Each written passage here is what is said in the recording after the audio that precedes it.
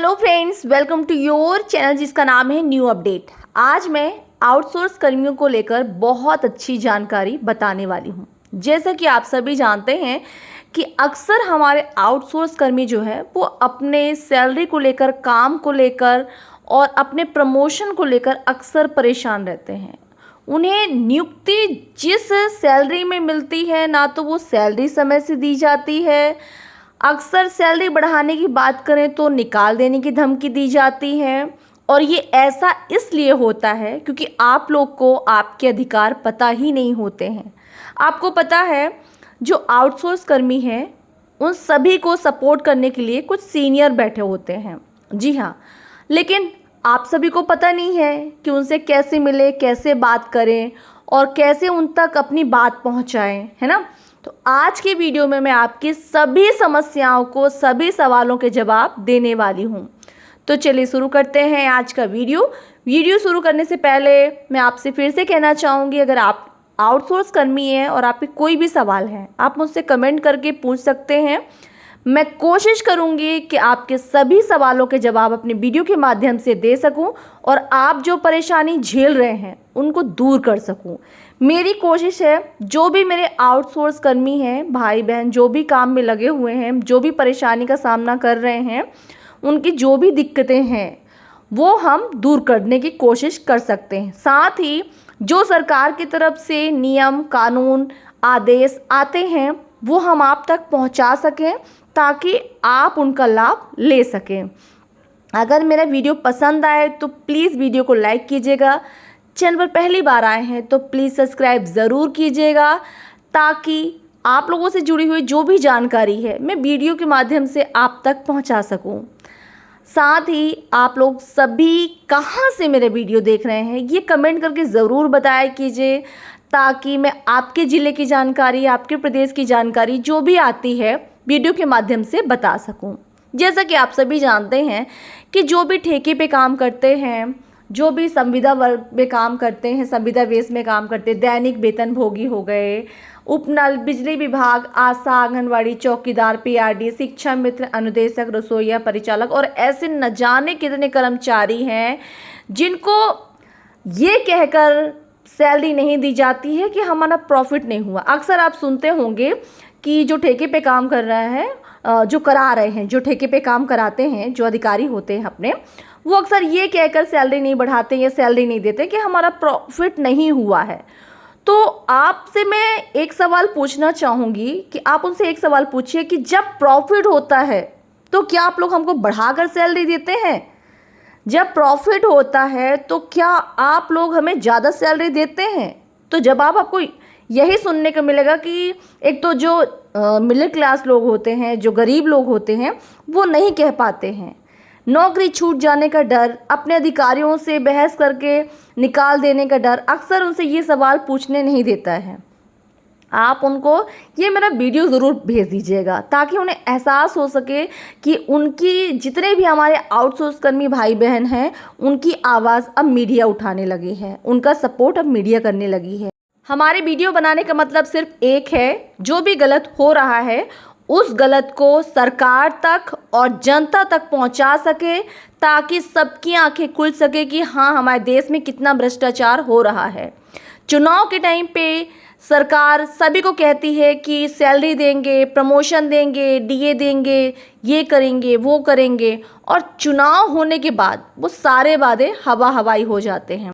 हमारे situ group के अधिकारी हैं, उनसे हमारी बात हुई है। उन्होंने आपको लेकर कुछ संदेश दिए हैं, कुछ कोर्ट की तरफ से आदेश आए हैं। आप उनको सुनिए, जानिए, देखिए, समझिए और फिर उसके बाद अपने अधिकारों को जानिए। तो चलिए दिखाती हूँ मैं आपको वो वीडियो की क्लिप, क्या कहा है सीटू अधिकारी ने। कारखाने मांग करे सर न्यूनतम वेतन बहुत ज़्यादा हो गया, इसको कम करो। तो कानून, सुप्रीम कोर्ट क्या बोल रहा है कि 1948 के कानून में करो, 1956 के मापदंड अपनाओ, और अगर मान लीजिए हर परिस्थिति में, चाहे परिस्थिति कुछ भी हो, न्यूनतम वेतन के अंदर कटौती नहीं हो सकती। और सरकार क्या कर रही है? सरकार की ओर से कोशिश क्या हो रही है? एक, न्यूनतम वेतन का पहले रिवीजन बहुत लेट किया, उसके अंदर भी काट छाट की, और पिछला जो वीडियो अपने संगठन की ओर से आपने जो जारी किया है उसके अंदर वो डिटेल में पूरा कैलकुलेशन है, किस तरीके से घपला किया, क्या किया। और आज की तारीख तक अभी ये परिस्थिति बनी हुई है कि कम से कम एक एक मजदूर का सारी काट छाट मिला के 1,20,000 से लेके और 1,60,000 तक का नुकसान हो चुका है अब तक।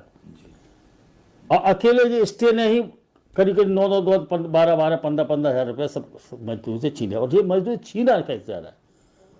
सवाल है कि मजदूर को नहीं मिल रहा, तो उसको मतलब है कि सरकार जो है ये सीधा मजदूर के अधिकार को उसको छीन कर कॉरपोरेट पूंजीपतियों की तिजोरी में, और चूंकि न्यूनतम वेतन के दायरे में सरकार के विभिन्न विभागों में संविदा कर्मी, तमाम सारी मतलब फिक्स टर्म वर्कर, दूसरे लोग और दूसरी एजेंसीज के द्वारा एम्प्लॉयड किए गए वर्कर, आउटसोर्सिंग मजदूर वाले, ये भी बड़ी संख्या में सरकार के कार्यालयों में और विभागों में काम करते हैं।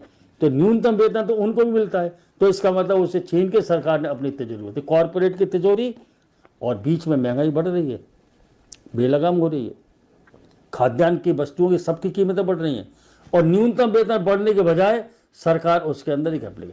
अब देखिए, अभी हाल की परिस्थिति समझिए।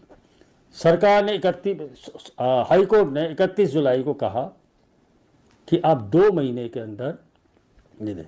अब देखिए दो चीजें, एक सरकार ने स्टे, हाई कोर्ट ने स्टे दिया, और स्टे के तुरंत बाद जो मजदूर विरोधी था कारखाने, तुरंत बाद समायुक्त कार्यालय से एक सर्कुलर जारी हुआ 24 मई को, और उसके तहत जो वृद्धि थी वो वृद्धि को वापस ले, वो सर्कुलर वापस ले दिया। ठीक है। अब दूसरी, उसी हाई कोर्ट ने, उसी बेंच ने सरकार से कहा कि आप कह रहे हैं कि बीच का रास्ता नहीं, या जो भी इसको नया प्रस्ताव लाना चाहते हैं, 2 महीने की अवधि में, मतलब अगस्त और सितंबर, जी 31 जुलाई को हुआ था, 31 अगस्त, 2 महीने के अंदर इस प्रस्ताव को बना के लाइए और हमारे सामने पेश किए। अब ये भी हाईकोर्ट का निर्देश है, पर मध्य प्रदेश सरकार क्या कर रही है? 3 महीने हो गए, अब तक सरकार ने इसके बारे में न्यूनतम वेतन सलाहकार बोर्ड की भी बैठक नहीं बुलाई। मतलब मैं आपकी जानकारी में लाऊं ताकि बहुत सारे जो साथी सुन रहे हैं उनको समझ में आ जाए कि ये जो न्यूनतम वेतन के बारे में पिछली पेशी 31 जुलाई को हुई, हाईकोर्ट से बात पेशी नहीं हुई, उसमें के बाद सरकार से 2 महीने का समय दिया। तो पहली बैठक इन्होंने न्यूनतम वेतन सलाहकार बोर्ड की बुलाई 19 सितंबर को। ठीक है, तो हमको सूचना मिली, हमने अपना एजेंडा ही भेजा। एजेंडे में हमने इस न्यूनतम वेतन की काट छाट को दुरुस्त करने, स्टे खारिज कराने के साथ साथ 2024 का न्यूनतम वेतन का पुनरीक्षण तुरंत प्रारंभ करने की मांग की। अब 19 सितंबर की बैठक, हमको लग रहा था कि सरकार कोर्ट के आदेश की पालन कर रही है, 2 महीने में लिखी थी। अचानक 19 सितंबर की बैठक को स्थगित कर दिया गया। क्यों किया स्थगित, क्या किया? हमको तो सूचना आ गई कि बैठक स्थगित हो गई, और बैठक स्थगित करके क्या किया गया? 26 सितंबर को वो बैठक बुलाई गई। 19 से 26 को, चलो 26 को हो जाएगी। 26 सितंबर के बाद है ना 30 सितंबर तक का मौका, 1 अक्टूबर को 2 महीने, 30 सितंबर को 2 महीने पूरे जाए।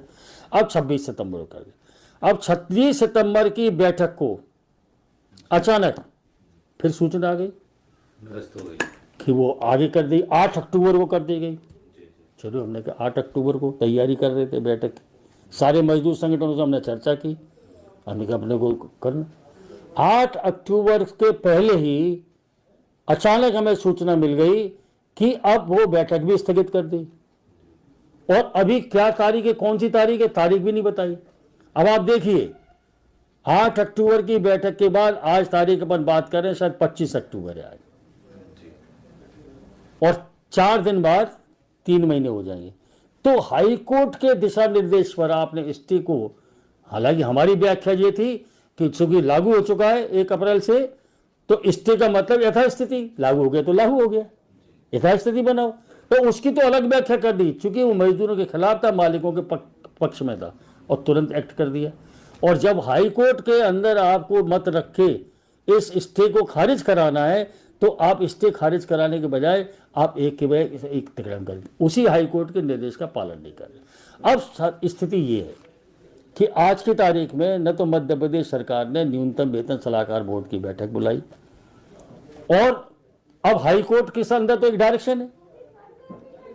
अब हम लोग तो अपने इंटरव्यूनर हैं, पर अभी हमने अपने वकीलों से बात की कि हम और एक आध दिन दें, उसके बाद हम हाई कोर्ट के अंदर एक आवेदन करने वाले कि सरकार की मिलीभगत साबित हो रही है, इसी आप उस स्टे को खारिज करके। लेकिन हमें लग रहा है कि सरकार के का जो चेहरा है वो बिल्कुल साफ है। एक तरफ उद्योगपतियों, पूंजीपतियों, उनके लिए छूट पर छूट, और दूसरे मजदूर को न्यूनतम वेतन से भी वंचित करने की स्थिति बनी हुई है। इसलिए ये लड़ाई बहुत कठिन लड़ाई हो गई है, पर CITU इस लड़ाई को लड़ रही है और पूरे प्रदेश में अभियान चला रही है। पिछले आपने वीडियो में भी जानकारी दी है, पूरे प्रदेश के अंदर अभियान चल रहा है और मजदूरों से हम बाकायदा जोड़ रहे हैं। बीच में अभी ये ना प्रदर्शन किया 30 तारीख को, 30 तारीख को प्रदर्शन किया, अभी 25 तारीख को फिर प्रदर्शन करके पूरे मध्य प्रदेश के अंदर हमने ज्ञापन दिए। और हमारा ये स्पष्ट कहना है कि इस मध्य प्रदेश की सरकार ने योजनाबद्ध रूप से मजदूरों की दिवाली को काला कर दिया। अगर चाहती सरकार, जब 2 महीने का अवसर था तो इसका मतलब 30 सितंबर को 2 महीने पूरे हो गए, और अगर चाहती सरकार तो बैठक बुला लेती, अपना मत रख देती थी और हाईकोर्ट के सामने प्रस्तुत करती थी। अब ये तो साफ हो गया कि मध्य प्रदेश सरकार ही इस स्टे को फंसाए रखना चाहती है ताकि वो उद्योगपतियों की मदद कर सके। एक तो प्रश्न ये है और ये लड़ाई चल रही है। दूसरा बात ये कि इस बीच में भ्रम फैलाया जा रहा है कि केंद्र सरकार का 18,000 रुपये न्यूनतम वेतन कर दिया है और मध्य प्रदेश में भ्रम फैलाया, देखो देखो मोदी की सरकार ने। अरे भाई साहब, जिनको को जानकारी नहीं उनको मैं जानकारी मिला दूं। जैसे मध्य प्रदेश में हर 6 महीने में महंगाई भत्ता बढ़ता है, 1 अप्रैल से लागू होता है, 1 अक्टूबर से लागू होता है। तो ये जो न्यूनतम वेतन है केंद्र सरकार का, उसमें महंगाई भत्ता जुड़ा है, और महंगाई भत्ता जोड़ने के बाद 18,000 हो गया। तो इसमें 2 चीजें अब उसको प्रचारित कर रहे। एक तरफ जो न्यूनतम वेतन मिलने वाला है उसको फंसा के रखा है, और ये जो न्यूनतम वेतन है मध्य प्रदेश के मजदूरों कर्मचारियों को नहीं मिलेगा, क्योंकि न्यूनतम वेतन कानून में लिखा है एप्रोप्रिएट गवर्नमेंट। एप्रोप्रिएट गवर्नमेंट का जो सरकार आपसे संबंधित है। तो ये जो उस केंद्र सरकार का जो न्यूनतम वेतन है जो 18,000 है, वो केंद्रीय सरकार के सार्वजनिक उपक्रमों में, चाहे बीमा हो, BHL हो, कोयला हो, उनके अंदर जो ठेका मजदूर है या कैजुअल मजदूर, उन पर लागू होता है। तो मध्य प्रदेश के अंदर इसका कोई भी इसका असर नहीं होने वाला। एक और दूसरा अभी भ्रम फैला रहे कि ठीक है स्टे, इसके बाद हमने कुछ पैसे बढ़ा दिए। अरे क्या आप, वो तो कानून में लिखा है कि 1 अप्रैल से आपने एक महंगाई भत्ता बढ़ेगा, फिर 6 महीने के बाद है ना महंगाई के आंकड़े आएंगे, और उसके अंदर भी हेरा फेरी कर रहे हैं। जितनी महंगाई बढ़ गई उतना महंगाई भत्ता नहीं आता। तो वो महंगाई भत्ता आया है, उसका न्यूनतम वेतन का तो मिल नहीं है कानूनी रूप से। तो एक तो परिस्थिति ये है। इसी बजाय इसके कि सरकार को इस तरीके के भ्रम फैलाए, आपको सीधे सीधे आना चाहिए कि 25 लाख कर्मचारी मजदूरों का सवाल है। एक दूसरा, अब सरकार की एक और बदनीयती आप देखिए कि कानून में कम से तो अनिवार्य रूप से 5 साल से कम में भी कर सकती है सरकार, करे, उसे कानून रोक नहीं है 5 साल। अब 1 अक्टूबर से 2024 से नया वेतन पुनरीक्षण ड्यू हो गया। ठीक है, हम बार बार पिछले 1 साल से लिख के देने हैं। अभी ये न्यूनतम वेतन सलाहकार बोर्ड की जो बैठक हुई है, आपको मैं देखिए चिट्ठी दिखा देता हूँ। बट हमने ये चिट्ठी लिखी है, ये देखिए, ये चिट्ठी लिखी हमने 23 मार्च को। ठीक है, एक चिट्ठी लिखी, और इसके बाद एक हमने फिर ज्ञापन भेजा। ये ज्ञापन भेजा हमने 13 अगस्त को, जब ये न्यूनतम वेतन सलाहकार बोर्ड की बैठक थी, तो हमने अपना ज्ञापन भेजा, और इस ज्ञापन में हमने मांग की कि हम लोग क्या चाहते हैं। तो उसके आधार पर हम लोगों ने पूरी की पूरी एक मांग लिख के दिए, और उस मांग में हमने कहा है कि 2024 का न्यूनतम वेतन पुनरीक्षण तुरंत प्रारंभ किया जाए, तुरंत प्रारंभ किया जाए। और इस सरकार के ही विभाग ने, मतलब हमने जो पहले ज्ञापन दिए थे उस ज्ञापन में लिख के दिया है, हमको ज्ञापन का जवाब दिया श्रम आयुक्त, हमारे पास चिट्ठी है, उसमें लिख के दिया है कि आप जो मुद्दे उठा रहे न्यूनतम वेतन सलाहकार बोर्ड की बैठक में उनका निराकरण होगा, जिसमें काट छांट, एरियर और 2024 का न्यूनतम वेतन।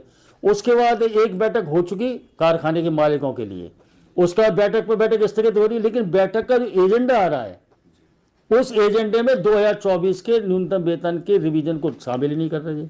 फिर हमने चिट्ठी लिखी और इस चिट्ठी को लिखने के बाद हम लोगों ने ये मांग की कि आपको है ना कुल मिला के ये 2024 का न्यूनतम वेतन परीक्षा करो, स्टे समाप्त कराओ और एरियर सहित भुगतान करो। एक दूसरा, हमने सरकार से कहा है कि आप है ना ये आश्वस्त करो हमको कि हाई कोर्ट में स्पष्ट लिख के दोगे कि ये जो न्यूनतम वेतन पर स्टे लगा था, जिस दिन अगर स्टे समाप्त होगा तो 1 अप्रैल से अब तक का एरिया दिलवाओगे, वरना पहले एरिया खा गए। और अब स्टे के ये घटकर्म और साफ हो गया कि सरकार खुद है ना इसके अंदर शामिल है। अगर सरकार शामिल नहीं होती तो हाई कोर्ट ने कहा 2 महीने में लिख के, आप तो 1.5 महीने में लिख के देते थे, प्रस्ताव दे देते अगर मजदूर के पक्ष में थे। आपने 2 महीने पूरे कर दिए, उसका अक्टूबर ही निकाल दिया और अभी कोई तारीख ही नहीं दे रहे बैठक। इसका मतलब है कि सरकार की बदनीयती है इसमें। अभी 2024 का जो न्यूनतम वेतन का पुनरीक्षण है कानून के आधार पर उसमें होना चाहिए। अब हमने सरकार को स्पष्ट लिखा है कि आप हाई कोर्ट के अंदर मालिक क्या मांग रहे हैं, कल मालिक दूसरा कोई संगठन आ जाएगा, वो कहते नहीं साहब, तो आप इस आधार पर हाई कोर्ट का को आप लिख के दीजिए कानूनी पोजीशन कि न्यूनतम वेतन कानून है, उसके तहत ये सुप्रीम कोर्ट का निर्देश है जो मैंने आपको पढ़ के सुनाया। और इसके साथ ये लिखिए, उसमें हमने सरकार से कहा है और हम तो अपने इंटरवीनर के रूप में जो हमने अपना आवेदन लगाया उसमें लिखा है हमने कि ये जो 1956 का श्रम सम्मेलन था, भारतीय श्रम सम्मेलन, उसके तहत अगर न्यूनतम वेतन की गणना हो जो होनी चाहिए, भाई 1948 का एक्ट है और सरकार को निर्देश है कि भारतीय श्रम सम्मेलन के जो मापदंड हैं, तो अगर वो हो तो आज की तारीख में उस मापदंडों से 1956 के जो मापदंड है उसके आधार पर आज की तारीख में 32,000 से नीचे न्यूनतम वेतन नहीं बने। इसलिए हमारा संगठन राष्ट्रीय स्तर पर 26,000 रुपये न्यूनतम वेतन की मांग कर रहा है, क्योंकि वो काट छाट करते ही सरकार, तो ठीक है 26,000। तो ये जो न्यूनतम वेतन का पुनरीक्षण था वो जो 1956 का भारतीय श्रम सम्मेलन है, जिस श्रम सम्मेलन के आधार पर तो उससे तो आधा भी नहीं है, एक। और दूसरा, उस भारतीय श्रम सम्मेलन के मापदंडों के आधार पर सुप्रीम कोर्ट ने कह दिया कि मजदूर को न्यूनतम वेतन के दायरे में मजदूर कर्मचारी को हर समय हर परिस्थिति में न्यूनतम वेतन का मिलने का अधिकारी है।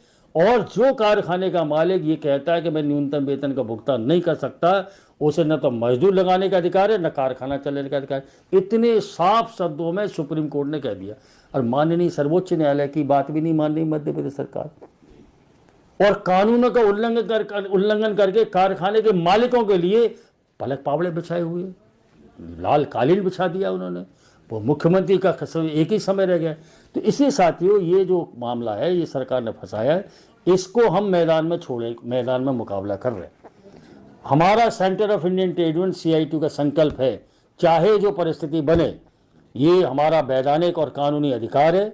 इस अधिकार को हासिल करने के लिए हम मैदान में लड़ाई लड़ रहे हैं और साथ साथ में हमको अगर ज़रूरत पड़ेगी, इसके संपर्क में हैं कि जबलपुर की मुख्य पीठ में लगाएं मासला, और साथ साथ में सुप्रीम कोर्ट जाने की तैयारी कर रहे हैं।